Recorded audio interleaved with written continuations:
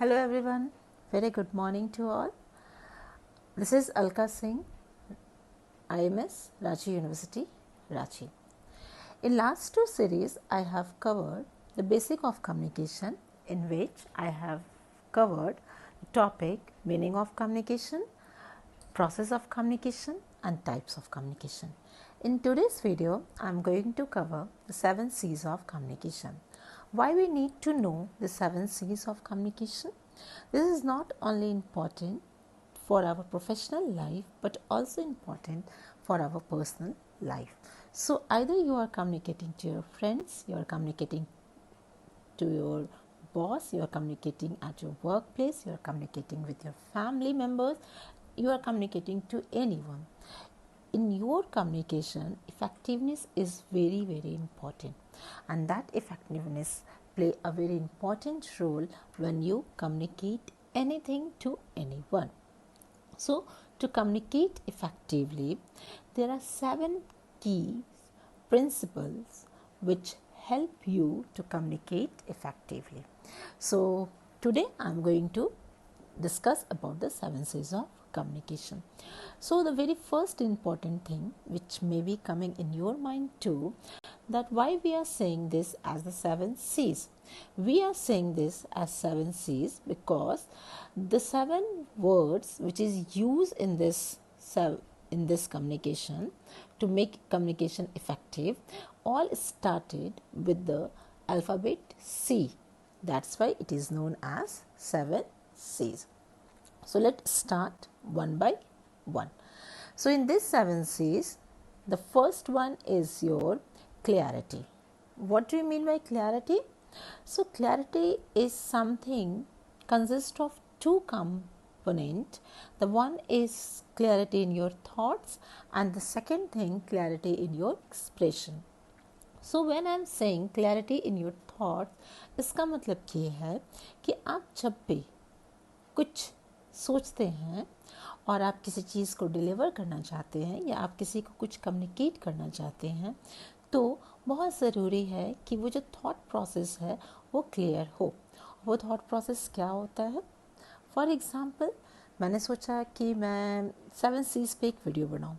सो उसके लिए आई have to know कि मेरे रिसीवर या मेरे ऑडियंस कौन है, मैं मीडियम कौन सा यूज़ करूँगी, मेरा कंटेंट क्या होगा और मैं उसको कैसे डिलीवर करूँगी और मेरा टाइमिंग क्या होगा. सो ये सारी चीज़ें मुझे क्लियर होना चाहिए, तभी मेरे जो एक्सप्रेशन है यानी जो मेरा कंटेंट डिलीवर होगा वो क्लियर होगा. And if my thoughts and expressions are clear, definitely जो भी इंफॉर्मेशन मैं शेयर करूँगी वो मेरा क्या होगा, क्लियर होगा और इफ़ेक्टिव होगा. Now coming to the next C's of the communication, that is completeness. Completeness means आप सबको पता है complete. It means it is the sender responsibility that whatever he or she is sharing, she or he should share the complete important information to the receiver. That means ये sender की responsibility होती है कि वो जो भी information share कर रहा है वो इम्पॉर्टेंट इन्फॉर्मेशन को कम्प्लीटली शेयर करे, हाफ इन्फॉर्मेशन शेयर नहीं करे. कभी भी अगर कोई भी सेंडर हाफ इन्फॉर्मेशन अगर शेयर करते हैं तो उसका एक ड्रॉबैक होता है, और वो ड्रॉबैक ये होता है कि जो सेंडर और जो रिसीवर होते हैं उनके बीच में एक कम्युनिकेशन गैप जनरेट हो जाता है. एंड यू ऑल्सो नो कि अगर कम्युनिकेशन गैप जनरेट होगा तो क्या होगा, जो रिसीवर होगा वो अकॉर्डिंग टू हिज और हर परसेप्शन वो चीज़ों को एज्यूम करेगा. And the moment the receiver assume the things according to his और हर परसेप्शन, क्या होगा, मिसअंडरस्टैंडिंग आपके दोनों के कम्युनिकेशन के बीच में क्या होगा, जनरेट होगा और ये एक तरह का बैरियर क्रिएट होगा.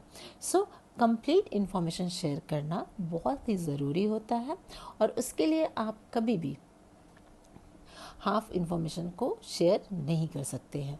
सो whenever you are communicating you should communicate completely to the receiver. Now coming to the third point, that is your conciseness. What is conciseness? Conciseness means, अगर लिटरल मीनिंग मालूम है कंसाइसनेस का, तो कंसाइसनेस का मतलब होता है short. So in one hand Alka ma'am बोल रही है कि इन्फॉर्मेशन जो है वो कंप्लीट होना चाहिए, और on second hand Alka ma'am बोल रही हैं कि इन्फॉर्मेशन शॉर्ट होना चाहिए. सो ये पॉसिबल तो है नहीं, पॉसिबल है. आप जब भी कोई इन्फॉर्मेशन शेयर कर रहे हैं एज अ सेंडर, कि आपकी बहुत बड़ी रिस्पॉन्सिबिलिटी होती है कि आप उसको कंप्लीट सेंड करें. लेकिन एट द सेम टाइम जो भी इंफॉर्मेशन आप शेयर कर रहे हैं वो कंसाइज होना चाहिए, शॉर्ट होना चाहिए. अननेसेसरी आप अगर इंफॉर्मेशन को एग्जेसरेट करते हैं तो वो जो इंफॉर्मेशन है वो रिसीवर का इंटरेस्ट वो लूज़ करता है, और जो रिसीवर है वो कंप्लीट इंफॉर्मेशन नहीं ले पाता है. फॉर एग्ज़ाम्पल, मैं जो भी अभी डिलीवर कर रही हूँ कंटेंट को, मैं अगर सेम कंटेंट को एक्टिव मोड और पैसिव मोड दोनों में अगर डिलीवर करूँ तो ये क्या होगा, मेरे कंटेंट को अननेसेसरी बड़ा बनाएगा और टाइम टेकिंग होगा. सो जब भी आप इंफॉर्मेशन शेयर करें, कम्युनिकेट करें, आप कंसाइज इन्फॉर्मेशन करें, आप शॉर्ट इन्फॉर्मेशन शेयर करें, लेकिन एट द सेम टाइम आप ये ध्यान रखें कि वो इन्फॉर्मेशन जो है वो इम्पॉर्टेंट पॉइंट्स को कवर करे, उसमें कुछ भी छूटना नहीं चाहिए. Coming to the fourth C's of the communication, that is consideration. So consideration is what? So being the sender, what I should consider? I should consider my receiver. I should give importance, I should consider the emotions, the feeling of my receiver. So it is my, again, responsibility that I should not harm or I should not hurt the emotions, the feelings of my receiver. So being the sender, ये मेरी responsibility होती है कि मैं जो भी information share कर रही हूँ, शेयर करते टाइम मैं अपने रिसीवर को कंसीडर करूँ. इट मीन्स उसके इमोशंस को, उसके फीलिंग्स को, और उसके लिए क्या टाइम, क्या सूटेबल है, क्या कंटेंट उसके स्टैंडर्ड को मैच करता है, वो किस लेवल के कंटेंट को समझ सकता है. These are the point I should keep in mind. For example, suppose that same topic मुझे स्टैंडर्ड 2 के बच्चों को पढ़ाना है, तो मेरा कंटेंट जो होगा वो चेंज हो जाएगा. I have to consider my receiver. Suppose that यही कंटेंट मुझे कॉर्पोरेट वर्ल्ड में जाके पढ़ाना होगा, तो again I have to change my content. So that is what, that is I am considering my receiver, कि मेरे जो रिसीवर है वो कौन होंगे, और उसके अकॉर्डिंग मैं क्या कर रही हूँ, मैं अपने कंटेंट को डिज़ाइन कर रही हूँ, कंटेंट प्रिपेयर कर रही हूँ. और ऑब्वियसली आप जब अपने रिसीवर को कंसिडर करते हैं तो आपका कम्युनिकेशन क्या होगा, इफेक्टिव होगा. आप जब भी कम्युनिकेट करेंगे, whenever you are communicating, okay, you will not consider your comfortable level, you will not consider that what you want to deliver, you will never consider that what you like to deliver. You should always keep in mind that what are the need of your receiver and what they want, their emotions, their feeling should be considered by the sender. Now coming to the fifth stage of the communication, that is correctness. What is correctness? Correctness means जो भी आप what is correctness? Correctness means जो भी आप communicate कर रहे हैं, जो भी इंफॉर्मेशन आप शेयर कर रहे हैं, वो कम्युनिकेशन क्या होना चाहिए, करेक्ट होना चाहिए, ऑथेंटिक होना चाहिए. इट मीन्स जो फैक्ट्स, जो डेटा, जो फिगर मैं शेयर कर रही हूँ, मुझे ऑथेंटिक शेयर करना चाहिए. मुझे रॉन्ग इन्फॉर्मेशन कभी भी अपने रिसीवर से शेयर नहीं करना चाहिए. कभी भी अगर मुझे ऐसा लगता है कि मैं जो इन्फॉर्मेशन शेयर कर रही हूँ वो ऑथेंटिक नहीं है, तो मुझे पहले उसे चेक करना चाहिए और उसके बाद ही मुझे उस इन्फॉर्मेशन को अपने रिसीवर को शेयर करना चाहिए. फॉर एग्ज़ाम्पल, अगर मैं क्लास में बोलती हूँ कि दिस पैटर्न के क्वेश्चंस जो हैं वो एग्ज़ाम में आते हैं, so I should check it before saying to my students कि ये जो है इंफॉर्मेशन वो ऑथेंटिक है या नहीं है। Now coming to the 6 C's of the communication and that is courtesy. Courtesy बहुत ज़रूरी है इफ़ेक्टिव कम्युनिकेशन के लिए। और अगेन अगर कटसी का लिटरल मीनिंग देखें हम लोग, तो कटसी का लिटरल मीनिंग जो होता है वो होता है आपका पोलाइट होना, हम्बल होना, और उससे भी लिटरल मीनिंग अगर हम जाएं तो हम बोल सकते हैं कि manners. So being the sender should be polite, humble toward his receiver. कभी भी in any condition, any situation, sender को रूड नहीं होना चाहिए, अग्रेसिव नहीं होना चाहिए अपने मैसेज को सेंड करने के टाइम में। और बहुत ही इम्पॉर्टेंट पॉइंट है, मैनर्स हमेशा ध्यान में रखना चाहिए। While delivering the content, receiver को आप एग्रेसिवली कंटेंट डिलीवर नहीं कर सकते हैं। सेम टाइम में अगर रिसीवर आपके क्वेश्चंस का या फिर वो आपको किसी तरह से हेल्प करता है, आप उसे थैंक्स बोलिए, आप उन्हें बताइए कि हाँ उन्होंने आपकी हेल्प की है। सेम टाइम आप हमेशा एक मिनिमम मैनर्स, डेकोरम जो है अपने कम्युनिकेशन में मेंटेन कीजिए, और ये आपके कम्युनिकेशन को क्या करेगा, इफेक्टिव बनाएगा। Now coming to the last C's of the communication, that is concreteness. क्या होता है कॉन्क्रीटनेस?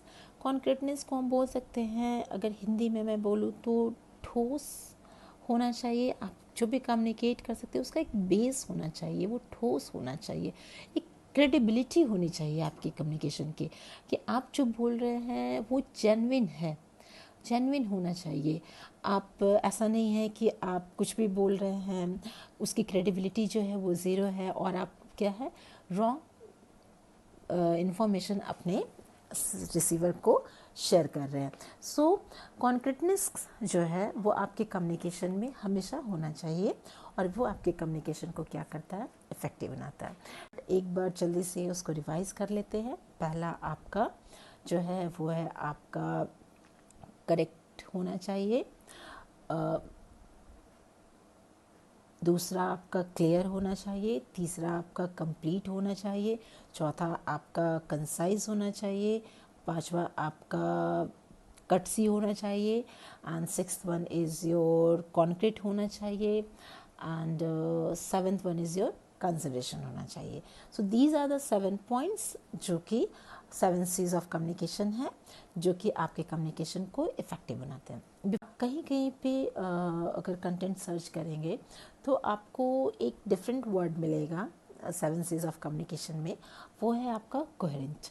कोहेरेंट कंसिडरेशन या कॉन्क्रीटनेस के जगह पे किसी स्पीकर ने कोहेरेंट यूज़ किया है। So coherent can also be one of the effective C's of the 7 C's of communication. Coherent का मतलब होता है लॉजिकल। सो आप जब भी कम्युनिकेट कर रहे हैं आपको ये बात ध्यान रखना चाहिए कि आपका जो कंटेंट है वो लॉजिकल हो। लॉजिकल मतलब जैसे सपोज दैट मैं क्लास में कंटेंट डिलीवर कर रही हूँ, तो मैं जो भी कंटेंट डिलीवर करूँ वो कंटेंट लॉजिकल होना चाहिए। इट मीन्स अगर मैंने क्लासेस स्टार्ट किया, so in the beginning of the class अगर मैं कुछ कंटेंट डिलीवर कर रही हूँ तो it should be in the sequence and it should be in the logic form. ऐसा नहीं होना चाहिए कि मैंने स्टार्टिंग में कुछ और पढ़ाना शुरू किया, मिडिल में मैंने कुछ और डिस्कस किया एंड एंड में किसी और चीज़ से कर रही हूँ। नो, आपको हमेशा क्या करना चाहिए, उसको कोहेरेंट होना चाहिए, यानी कि आपका लॉजिकल होना चाहिए। Thank you very much, thanks for watching this video.